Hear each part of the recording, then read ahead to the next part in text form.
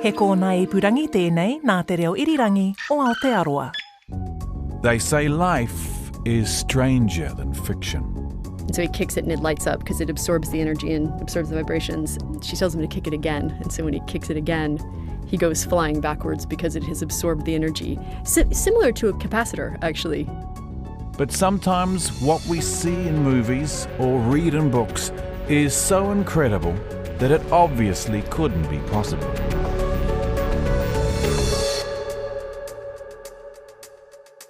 Or could it? The woman picks up a gun and she shoots him 3 times with the shield, and he holds it up and she says, yes, I think it'll suit. If you go fully bulletproof, if we do bulletproof vests, you're typically talking about not anything metal. Welcome to Sci Fi, Sci Fact.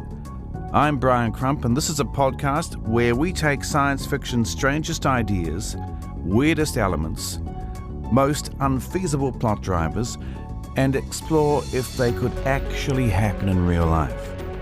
Maybe they already have.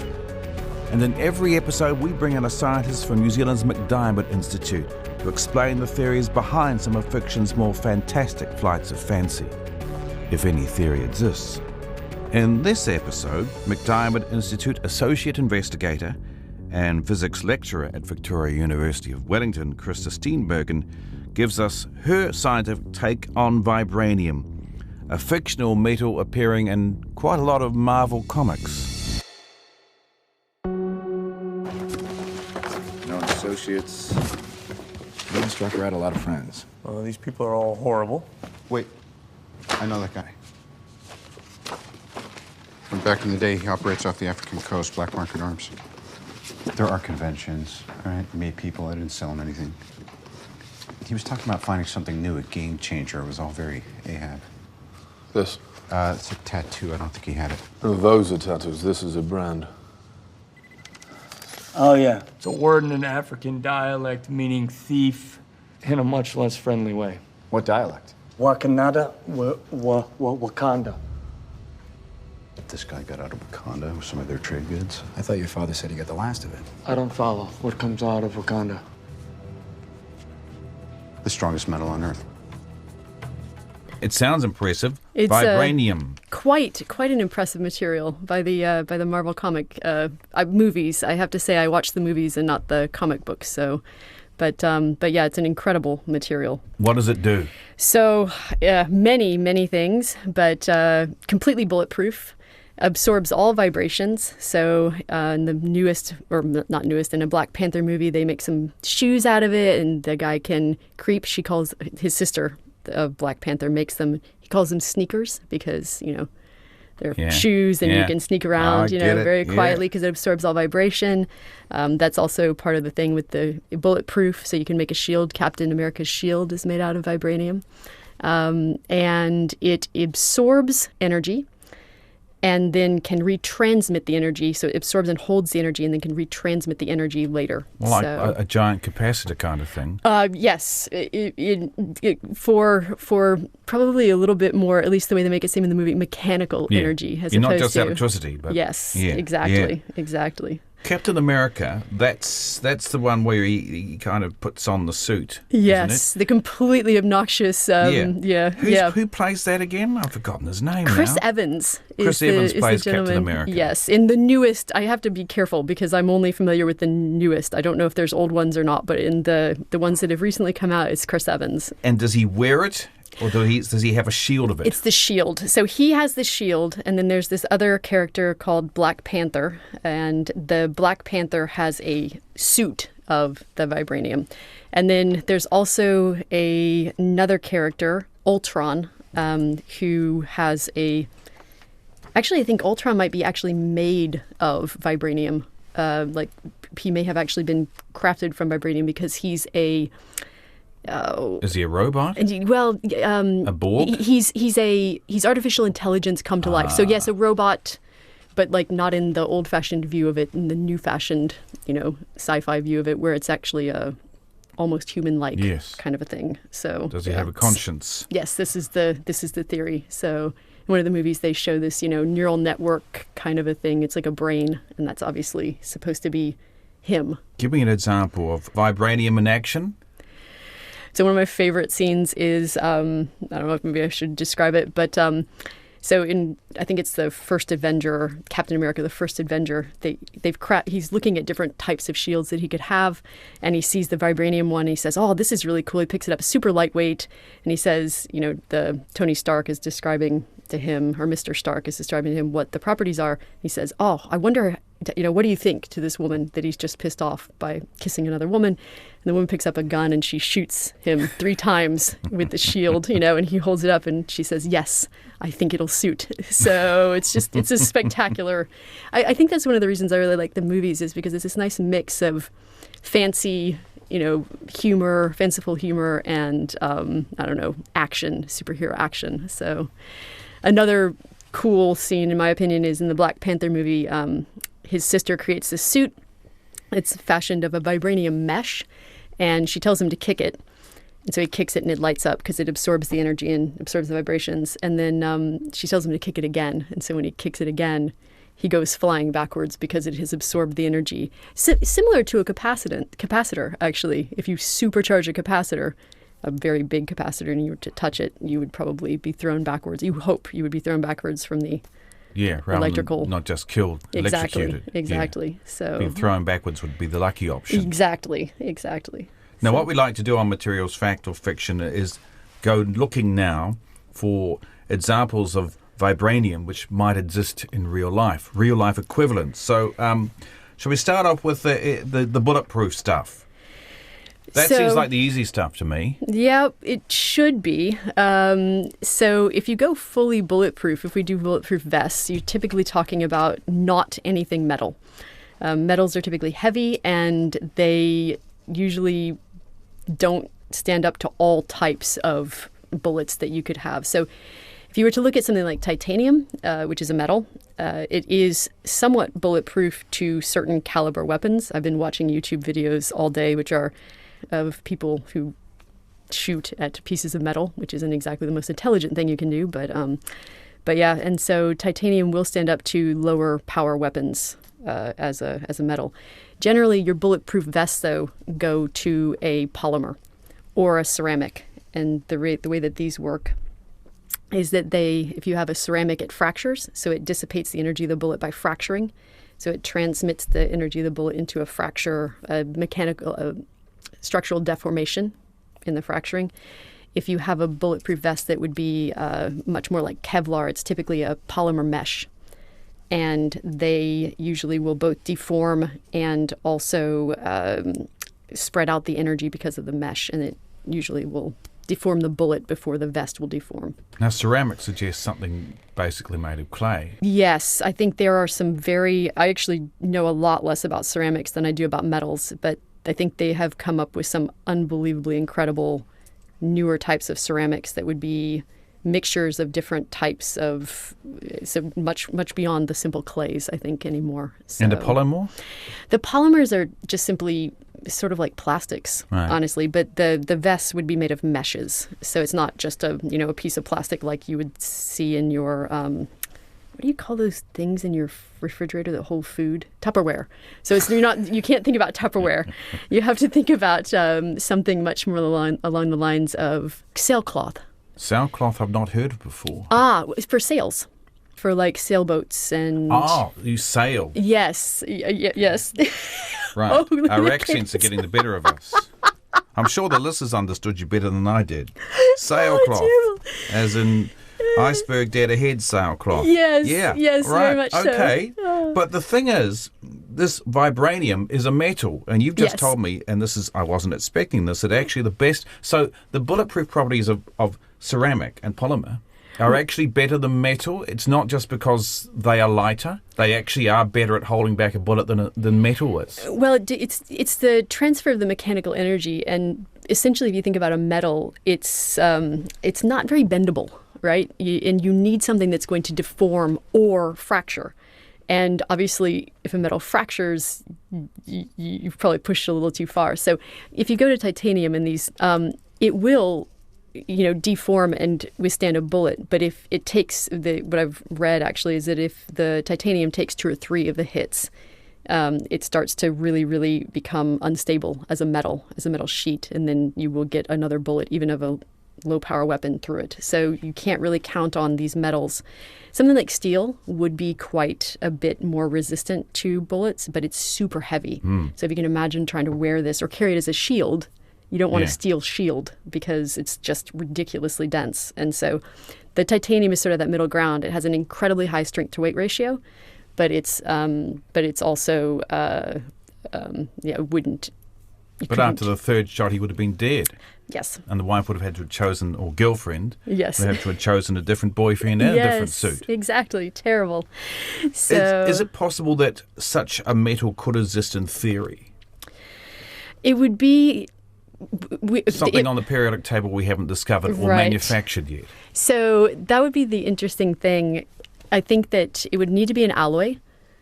Because the pure metals we know their properties. We've tested their tensile strengths. I'm sure someone out there has tested them for how bulletproof they are. And so, of these pure metals, or of the alloys even that we know, we're not going to have anything that has vibranium properties. But having said that, we are absolutely still working constantly to come up with new materials. I would be remiss if I did not mention one other material. It is not a metal, but it's graphene. Graphene. I'm assuming that's got something to do with carbon. It has to do with carbon. So it's graphite, but a single sheet. So graphite is multiple sheets of graphene. And graphene, and also if you roll it into a little tube, carbon nanotubes, which some people know about, these are some of the most phenomenal materials in existence. These are sheets of carbon that are one layer of atoms thick? One layer of atoms thick. Yeah. They form this honeycomb pattern, so they bond in an interesting way. And they have quite literally the highest strength to weight ratio of any, I won't say of any materials because we have quite strong materials, but it has, the strength to weight ratio is phenomenal, absolutely phenomenal. And so I was reading something that if you have a sheet of graphene, so a single layer of carbon atoms, it can hold an elephant. So if you could make it big enough. And so there are manufacturing difficulties with making these sheets, but they are working on making these sheets so that they can be used in different types of applications. So So what do you make of it? What kind of rolling pin does that? Yeah, precisely. Well, we can do it in flakes actually quite easily. So if you take pencil lead, this is the phenomenal thing, right? Pencil lead is graphite. Well, actually, I have to be careful. At least a few years ago, pencil lead. If you take a pencil and you kind of make a kind of draw on a sheet of paper, and then you were to take a piece of normal sticky tape and put it down and pull it up, you could pull off a sheet of graphene. But obviously it's, in this certain environment, and it may be one layer thick or it may be two layers thick and so on and so forth. But it's actually getting it to be a coherent sheet where it could be an actual material is a work in progress, but they are working on it. This question just occurred to me, which is, if graphene, one layer of carbon is so strong, why aren't several layers, many layers, so strong? In the graphite form, I believe it has a tendency, well, actually I think even in the graphene form, you have a tendency to form islands and flakes, I believe. But I have to be careful. I'm less familiar with graphite as I am. I've done a lot more studying, or not studying, but looking into graphene. And then if you roll it, like I said, into like a carbon nanotube, you can get these phenomenal, carbon nanotubes are phenomenally high strength to weight ratio as well, actually. So maybe Marvel Comics was behind the game and still fixated on metals, because you got to acknowledge that comics, they're pretty big on the metals, aren't they? Most they definitely. love their metals in the comics. Definitely. They absolutely love them. Yep. In fact, isn't there a comic series called Heavy Metal? I'm sure there is. But maybe actually the solution to some of these problems for the superheroes, I want something that's bulletproof and, I don't know, can hold energy and then release energy, and what was the other thing? The absorption of vibration. Yep. So could graphene do those two things? I was trying to look this up, actually. So the vibration absorption is one of those properties that's a little bit more interesting. You tend to when you go with vibration absorption, you tend to think much more of rubbers and plastics. So graphene actually, it doesn't really dissipate. It's called damping. When you kind of take the energy out of oscillations, you damp the oscillations. So graphene actually is not spectacular at doing that. I think you would have to have some kind of composite material in order to make that happen. But it could be a graphene and then a composite with some kind of polymer that might do it. I'm now making stuff up, but in and of itself, it's not spectacular at the vibration damping. But for things like the bulletproof or the strength of this material, it is absolutely phenomenal. Okay, graphene wins on the bulletproof stuff. Yep, most definitely. Right. Most Forget about the definitely. metal there. It's not even a metal. Nope. That's the equivalent to vibranium. Yep. But what about the absorption? Is there anything, vibration absorption, is there any metal that could do that? Seems to me like that's the last thing you'd expect a metal to do. It goes back, you definitely don't have anything metallic that's going to have the same damping properties, vibration damping properties, as you would have in a polymer, a plastic or a rubber. If you were to go that route, I was looking up, it actually is called gray iron. And it's a mixture, I believe, it's like cast iron. And they use it as the base of some heavy machinery that has quite a bit of vibration where it needs to be quite strong, but also absorb some of the vibration as well. So that would be the direction you would want to go for the vibration absorption. But having said that, if you're going to soundproof your room, or these studio walls, right, you're definitely not using a metal because metal tends to be brittle. It tends to not be very bendable. And you want something that's quite pliable in order to damp the vibrations, to absorb and then dissipate energy. And so again, vibranium being a metal is slightly off the mark. If only they thought of something, it seems to me you're more likely at the moment if it was some kind of polymer. Yep. That could do both the absorption and the bulletproof business. It could definitely go that direction. I mean, if you had a mesh, the polymer mesh of some sort, and then also to absorb the vibration, it would be quite a special property, I think, to do both. Because when they do something like the bulletproof vest, they're much more concerned about dissipating the energy than they are, killing sound. But yeah, you could think about something going that direction that would be a hybrid of both. Now, speaking of energy, this is the thing that actually I find most fascinating, which is the ability to absorb and then release energy, not just electrical energy like a capacitor, but kinetic energy. What might do that? Oh my goodness. Was that asking too much of the laws of physics? I'm not. I can't come up with anything that I can think of that could absorb and store and then re-release that mechanical energy, as you're saying, like the kinetic energy, a material that could end up doing that. I think the capacitor to me is the perfect example of the thing that would store the energy and then re-release it. But this is, again, electrical energy. I think you'd have to be thinking about something that takes something mechanical, converts it to something electrical and stores it, and then can re-emit it. And if you're now talking about that, then you can go back to the electrical things that are good for capacitors, types of metals that store. The thing that comes to mind in terms of ability to take in one form of energy, store it, and then release it in another form is the good old leaf on a tree. Yeah, most definitely. Takes on the energy from the sun, releases it in the form of chemical energy, doesn't it? Most definitely. Yep, it certainly does. Yep. And we actually have, there are exceptionally good researchers who are doing research on artificial leaves, which is some of the premier research going on in the world today, in my opinion, for renewable energy, I should say. Justin Hotchkiss, who I know you've had on your show before, he actually worked very closely and I think continues to work with one of the lead developers in that. He's a gentleman named Dan Nocera. He was at MIT. I think he's now at Harvard. And he is one of the premier people coming out with this artificial leaf. So we can actually somewhat synthetically mimic now photosynthesis, which is what you're talking about. How close are we to achieving that goal? He has achieved it, actually. So what he's doing is he's achieved it to a certain extent. So he has the artificial leaf that can run a fuel cell.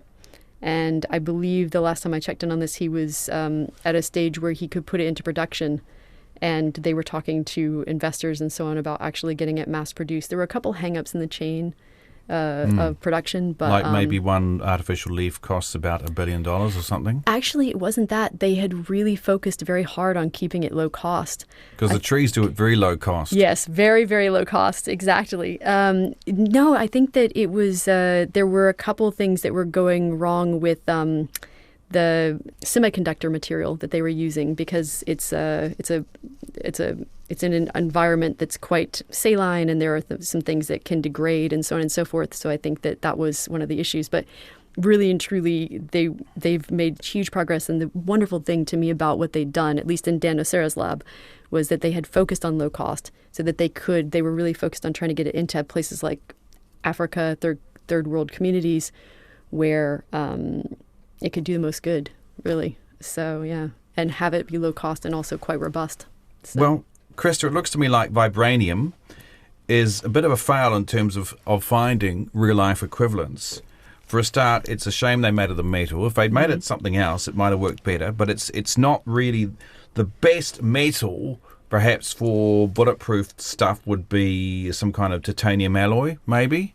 In my opinion, yes, Yeah. probably. For the lightweight, something you could carry for long distances, or a shield or something like that. I mean, again, you don't want steel as your shield, right? So, yeah. But otherwise, it's ceramics or polymers for bulletproof vests. Yep. In terms of absorption of vibration, metal again isn't, apart from that grey one, the yeah. cast iron soot mixture. Grey iron. Grey yes, iron. Yeah. But otherwise, you again probably be going for something that's either rubbery or a polymer. Yep. Again, some form of plastic, so it doesn't work there. And then finally, the ability to absorb one kind of energy and release another.